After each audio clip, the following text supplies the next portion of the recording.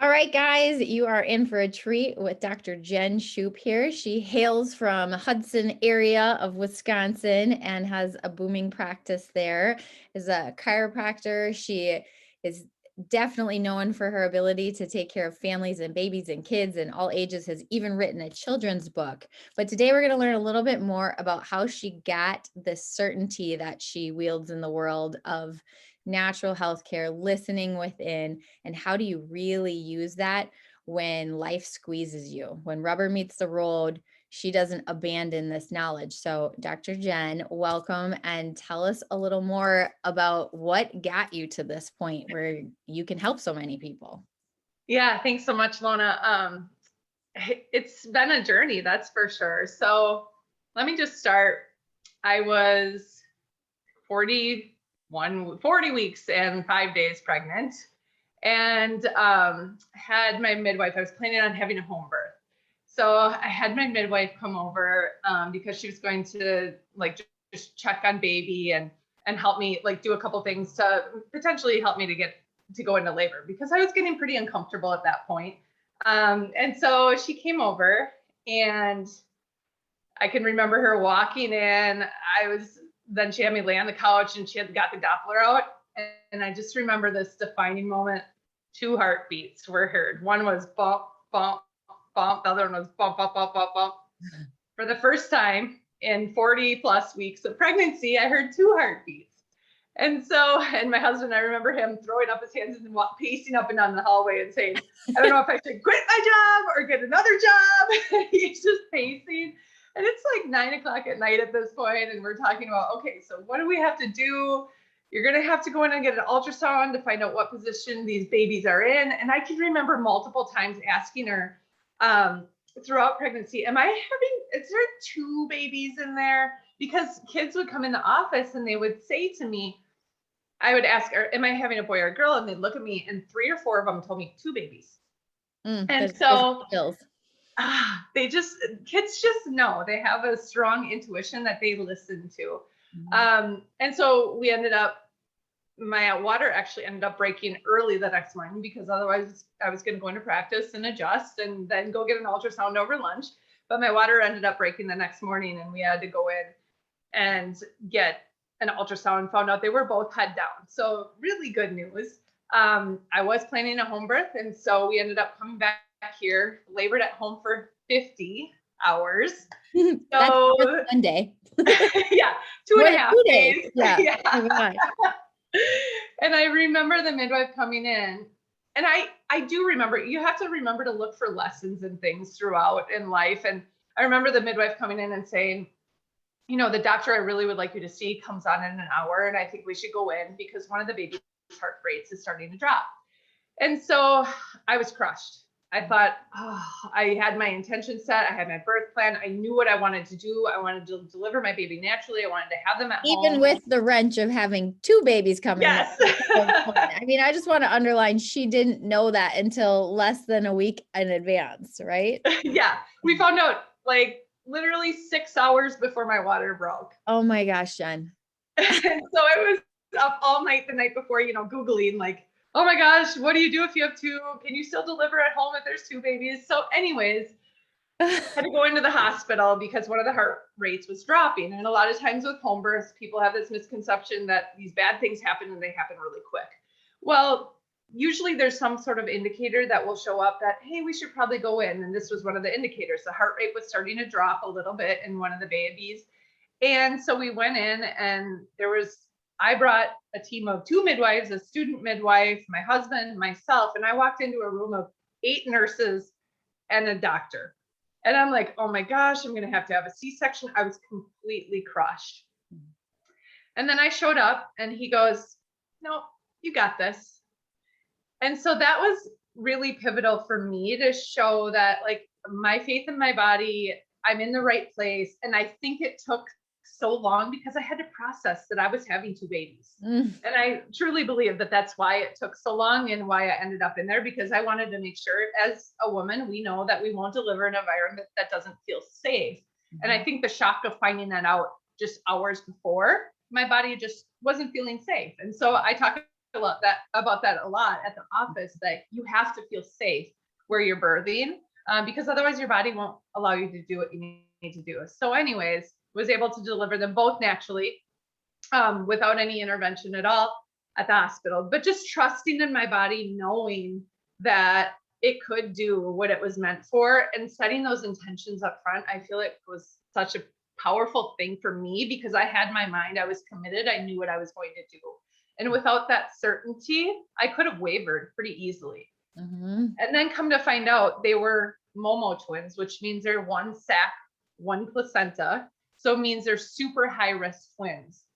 And so typically they make you deliver those twins at 36 weeks because of the risk of twin to twin transfusion or entangling in each other's cords, because there is only one placenta that they're in. So they're not in two separate, and so they can become wrapped up in each other's cords.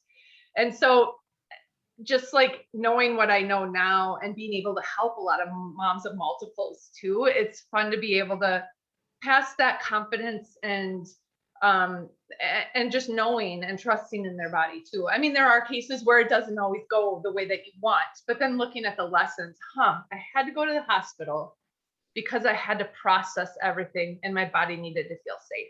Mhm. So I have told that story. I told you this, that I like, because I know you went longer with your second birth too, where it was like uh-huh 43 weeks. So I've said, more just to women that are really close to me because I don't want to scare people. But I was like, well, one of my girlfriends went over 40 weeks with twins and didn't know she was having twins until 40 weeks. It's just such yeah a sensational story. And I do agree that your intention, most people, I don't even know what they would do if they found that out. yeah, and we had to call our friends and have them come to the hospital and bring us a car seat so we could actually bring two babies home because we didn't have a way. And I Yeah. remember my husband, calling my parents on the way there, and he's like, we're on our way to the hospital because there's two babies. And so they didn't know if we were joking or if we were really telling the truth. So Oh my gosh. yeah. And I think about birth being such a metaphor for so many things, but birth is such a time where we're literally birthing ourselves into motherhood at the same Mhm. time. And to have confidence that you can wear from people around you too. I had someone in the office the other day that said something about, I said, do you want to breastfeed? And they said, yeah, as long as I'm able to. And I know that there are chances or scenarios where women can't, but so many times I think people aren't given confidence in their body with some of Right. these things like nursing, like Mhm. birthing vaginally, all these things that if we could just have more support around us of people Right. speaking confidence, intention, life into things, whether we're talking about birth or parenting or business or Right. whatever, it's so important. It is for sure. And just building that tribe too, that, of people that you can trust, Yeah. and that was another thing that I feel like some of the experience led me, like, to open myself up to ask for help or to be able to accept help in these like circumstances, Mhm. because I'm not one that's good at being like, oh, I need some help with this, or I need, like, could you bring me a meal that would really help me out? And I feel like as women in our society, we're not taught that. Right. And so that's like just being confident in that and surrounding yourself with people that are able to help you and that you feel comfortable with. Yeah, powerful voice. That seems to be a theme that's coming through these days of Yes. using your voice to ask for what you need, using your voice to speak your truth, Mm-hmm. and Yes. especially coming from that feminine component. Right. Mhm. So speaking of, getting birth into your certainty, this isn't the only time that you've been squeezed. So you want to Huh? share with us what happened later on? Yes. So I had just birthed my third baby. He was born at 43 weeks, as Lona had mentioned. So yeah, I carried him a little bit longer, and that was a stressful birth. Just because they thought he was having some trouble, and they had some things that they were getting ready, and I didn't know this, but then the midwife said, okay, I need you to push this baby out right away. And come to find out, the reason that there was a little bit of a concern is because he was likely a twin too, but we didn't know that. And so he was born completely safe, completely fine. But the stress of that because stress always will show up in your system if you hold on to it and you don't release it. No matter where, it will show up. So the stress of that, 3 weeks after he was born, it was my first day back in the office. I got a call in the morning and it was the EMS.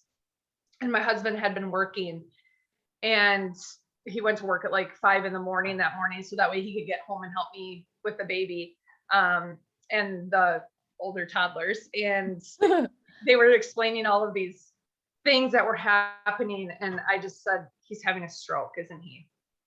And they're like, well, we can't tell you for sure, but this, I'm like, what are the symptoms? You're telling me this. I said, he's having a stroke. And they're like, well, just meet us at this hospital. And This is your so husband, right? my husband. And so I started driving, and he has a mechanical heart valve. And so there's a risk of that throwing a clot because it's not natural to the body.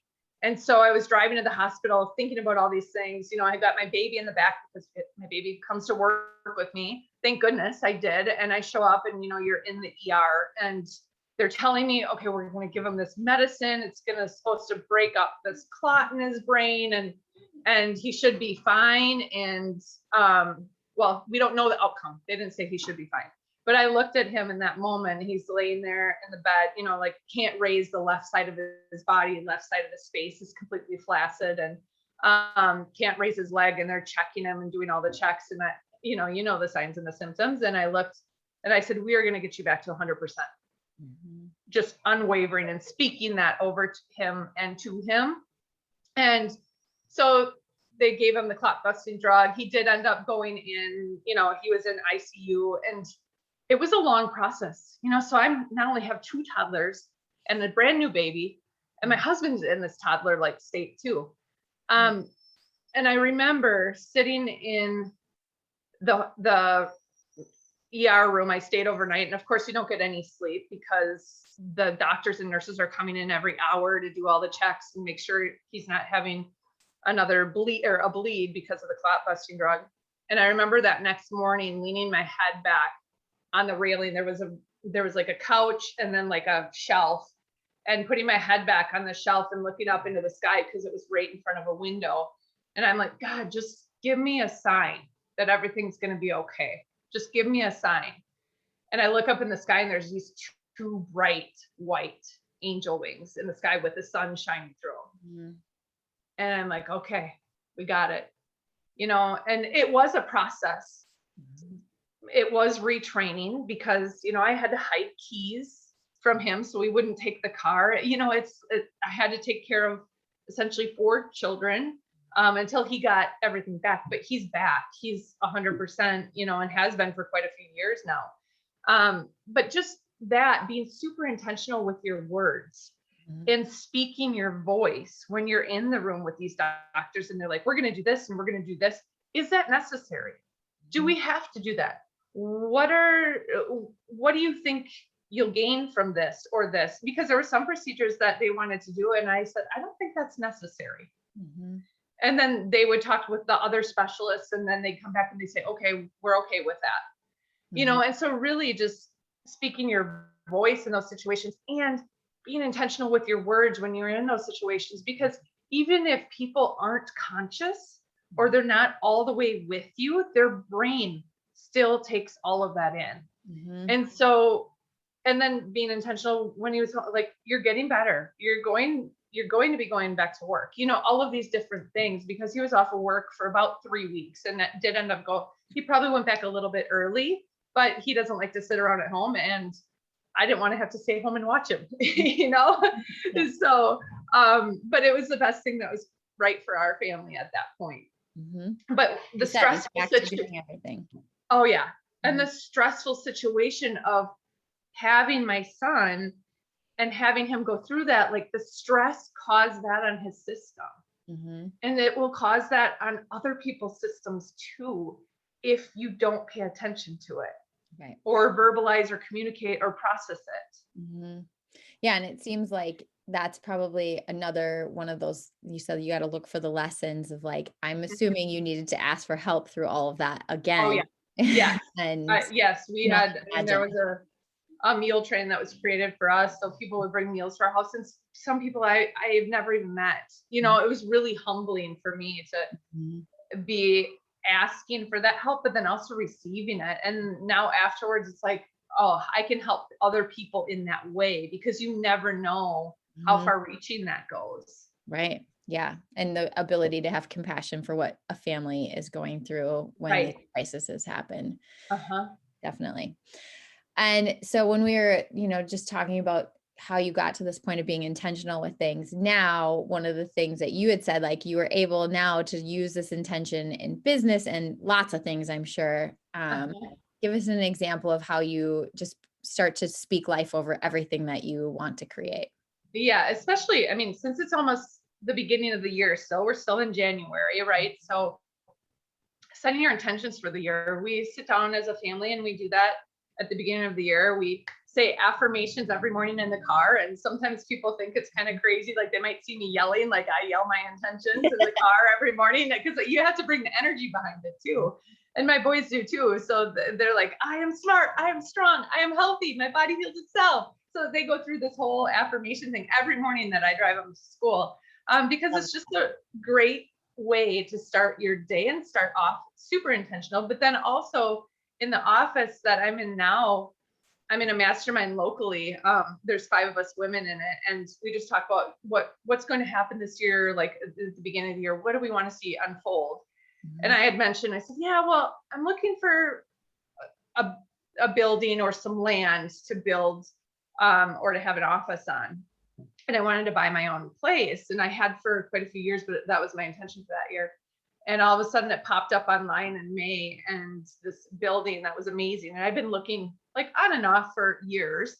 Mhm. And it came up, and it's, like exactly perfect location, great visibility. And then we demoed it and remodeled it. And it's great.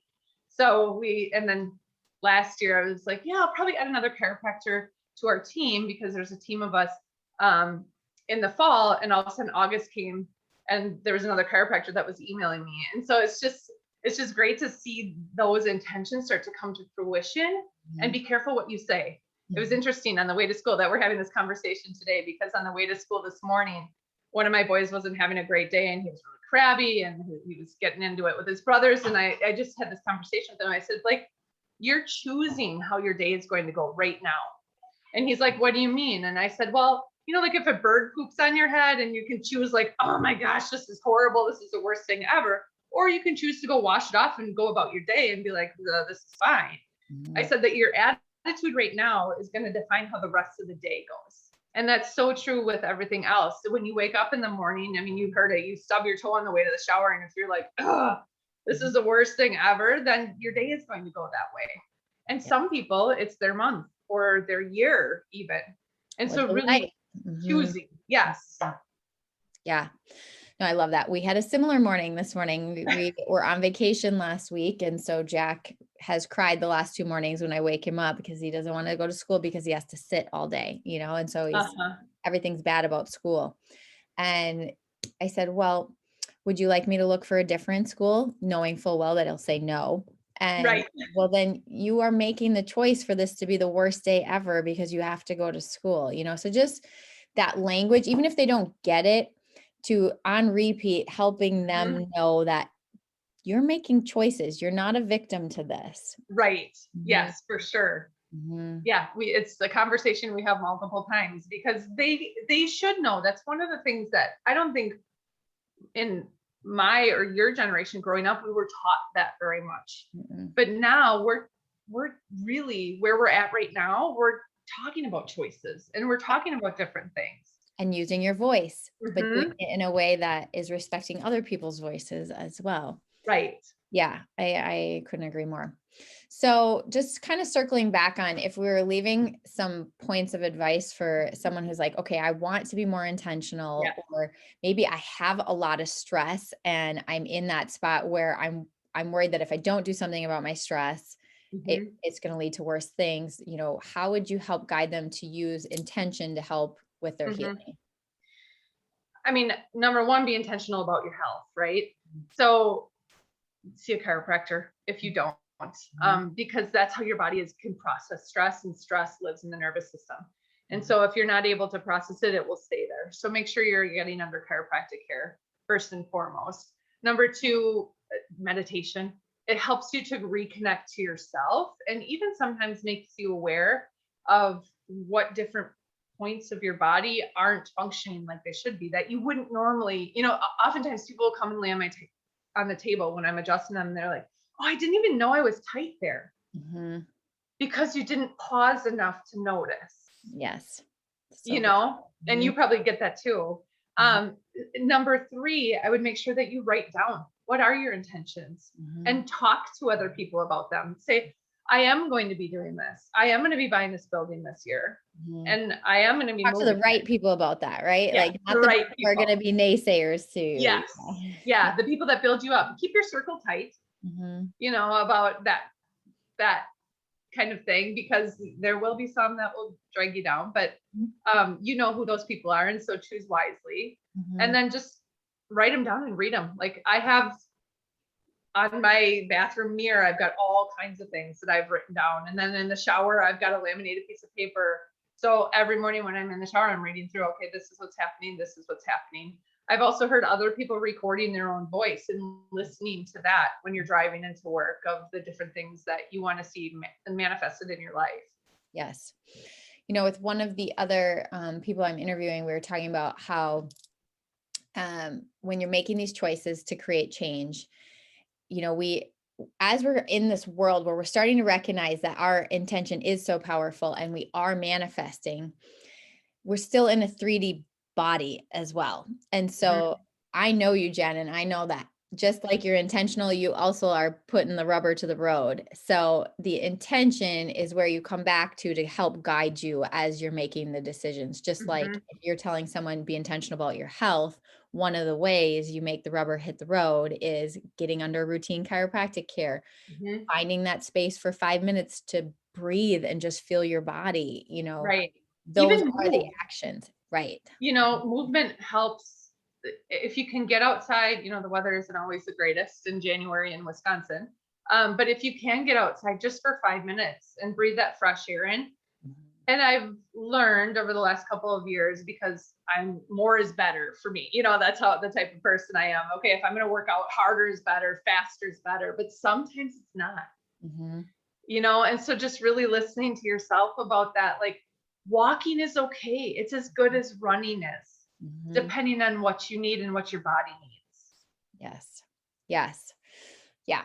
There's magic in listening to your body. And there's also magic in recognizing the rhythms of what nature has and applying it to ourselves. And I think that is another thing that we can be intentional about, is the world has taught us to go, go, go, go, go, and push.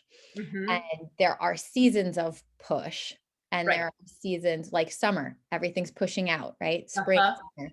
But then there's also fall and winter. And I even think we were on vacation, like I said last week, and my son has had this wart on the bottom of his foot that we had burned off twice. It came from a splinter that I guess we must not have gotten fully out.